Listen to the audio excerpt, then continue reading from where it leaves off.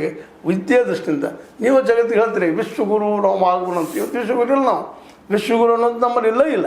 ಯಾಕಂದ್ರೆ ಅಮೇರಿಕಾದಿಂದ, ಇಂಗ್ಲೆಂಡಿಂದ, ಯುರೋಪಿನ ಕಾರಣದಿಂದ ಯಾರು ಬಂದರೆ ಕಲೀಲಿಕ್ಕೆ ಬರ್ತಾ ಇಲ್ಲ, ಯಾರು ಇದು ಉದ್ಯೋಗಕ್ಕೂ ಬರ್ತಾ ಇಲ್ಲ. ಇದು ಹೋಗಿ ಕಣ್ಣಿ ಕಾಣುವಂಥದ್ದು ಇವತ್ತು. ಅಂದರೆ ವಿಶ್ವಗುರು ಆಗ್ಬೇಕು, ನಮ್ಮ ಶಿಕ್ಷಣ ಚಲೋ ಆಗ್ಬೇಕು. ಶಿಕ್ಷಣ ಕೊಡೋರು ಅವ್ರು ನೀವು ಮಾಡಿರೋದು ಕೆಲಸ. ಶಿಕ್ಷಣ ಆರೋಗ್ಯ ಕೊಡ್ರಿ, ಹಿಂದೂ ಮಕ್ಕಳಿಗೆ ಕೊಡ್ರಿ.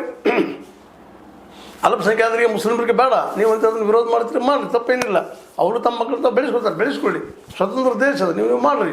ಆದರೆ ಇಲ್ಲೇ ನೋಂದಣಿ ಮಾಡಿಸಿದ್ರೆ ಸಹಜವಾಗಿ ಲೆಕ್ಕಪತ್ರ ಸಿಗ್ತದೆ, ನಿಮಗೂ ಒಳ್ಳೇದಾಗ್ತದೆ. ಅದು ಖರ್ಗೆ ಅವ್ರು ಹೇಳಿದ್ರಂತ ವಿರೋಧ ಮಾಡೋದಂತಲ್ಲ.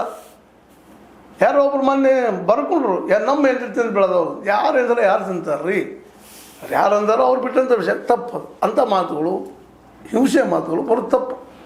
ಇವತ್ತು ನೋಡ್ರಿ, ಮಮತಾ ಬ್ಯಾನರ್ಜಿ ಅವರಿಗೆ ಆರ್ಗ್ಯುಮೆಂಟ್ಸ್ ಮಾಡ್ಕೊಳ್ಳಿಕ್ಕೆ ಬರ್ತಾ ಇಲ್ಲ. ಯಾಕಂತ ನಾವು ಗುಂಡಾಗಿರಿ ಮಾಡಿದ್ದಾರೆ ಹಿಂದಿನ ಇದರಲ್ಲಿ ಸರ್ಕಾರದಲ್ಲೇ.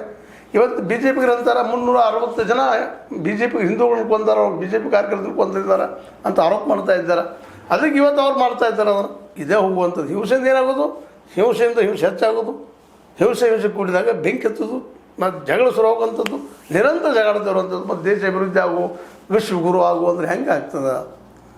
ಪ್ರಿಯಾಂಕ ಖರ್ಗೆ ಅವರ ಇವತ್ತಿನ ಈ ಏನು ನೋಂದಣಿ ಮಾಡಿಸ್ಬೇಕು ಅನ್ನುವಂಥದ್ದು ಏನು ಬೆನ್ನತ್ತಿದ್ದಾರೆ ಒಬ್ಬ ಹೋಮ್ ಮಿನಿಸ್ಟ್ರಾಗೆ, ಅದು ಯಥಾಯೋಗ್ಯದ ಮತ್ತು RSSಗೆ ಅದು ಆಗಲೇಬೇಕಂಥದ್ದು. ಯಾಕಂದ್ರೆ ಅಲ್ಲೇ ಕಳ್ಳರು ಸೇರುವಂಥ ಸಾಧ್ಯತೆಗಳಿದ್ದಾವೆ. ಪ್ರಾಮಾಣಿಕರಿರ್ಬೋದಿಲ್ಲ ಅಂತಲ್ಲ, ಇದ್ದಂಥವರೆಲ್ಲ ಪ್ರಾಮಾಣಿಕರಿಂದ ನಾವು ಒಪ್ಕೊಳ್ಳೋಣ. ಆದರೆ ಒಬ್ಬ ಯಾರೋ ಬರ್ಬೋದಲ್ಲ, ಅದ್ರಾಗ ದುಡ್ಡು ಎಬ್ಬಿಸ್ಕೊಂಡು ತಮಗೆ ಲಾಭ ಮಾಡ್ಕೊಳ್ಳೋಂಥದ್ದು. ಎಲೆಕ್ಷನ್ ಇಲ್ಲ ಅಂದರೆ ಹೇಗಿದೆ ಅವ್ರು ನೀವು? ಅದಕ್ಕಾಗಿ ಇವತ್ತು ಖರ್ಗೆ ಅವ್ರು ಹೇಳಿದ್ವು ಅಂದ್ರೆ ಒಳ್ಳೆಯದು. ಯಾಕಂದ್ರೆ ಅವ್ರನ್ನ ಟೀಕಾ ಮಾಡೋಗಿದ್ರು ದಾಖಲೆ ಮಾಡಿಸ್ಬಿಟ್ರೆ ಮುಗೋದಲ್ಲ. ಹಿಂದೆ ಮಾಡಿಸಿಲ್ಲ, ನಾವು ಹಿಂಗೆ ಪರಂಪರೆ ಹೋಗ್ತಾನಂದ್ರೆ